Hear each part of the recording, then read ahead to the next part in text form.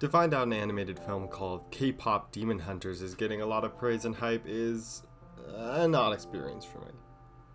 On one hand, an original animated film is doing numbers. Great. But on the other hand, I could pretty easily tell what kind of film K-Pop Demon Hunters was going to be, and I was right.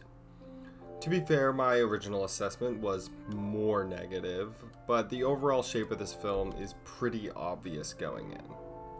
To the point where the title alone sketches out the entire premise, tone, and likely characters, which is actually something I don't mind. I actually kind of like that you know everything about this movie based on the title, but K-Pop Demon Hunters wears its identity loudly. A high-concept, genre-mashing animated movie tailor-made for viral posts and fan art and edits. And while I can't fault it for leaning into this and its aesthetic, flashy, neon-drenched action set to catchy idol music, I also can't pretend like I didn't feel like I'd seen it all before. There's a strange contradiction at the core of my thoughts on this movie.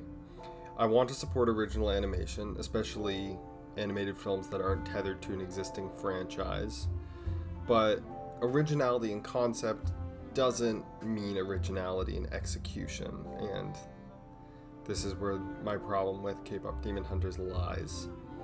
The story beats are alarmingly safe. A girl group with a secret monster hunting side gig, some internal team drama, vague emotional trauma, a misunderstood villain, and a third act power friendship climax set to a slow ballad turned battle anthem.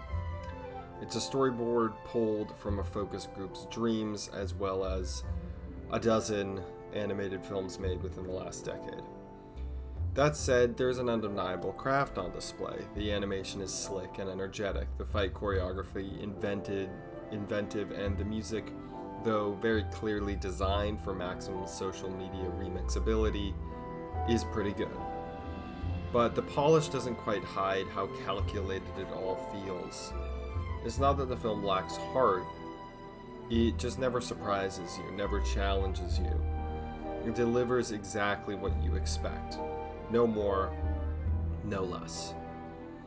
As far as animated movies go, this movie sticks very close to pre-established formats. The misunderstanding at the center of the film is just as frustrating as all the third act breakup moments in every animated film of the last 2 decades.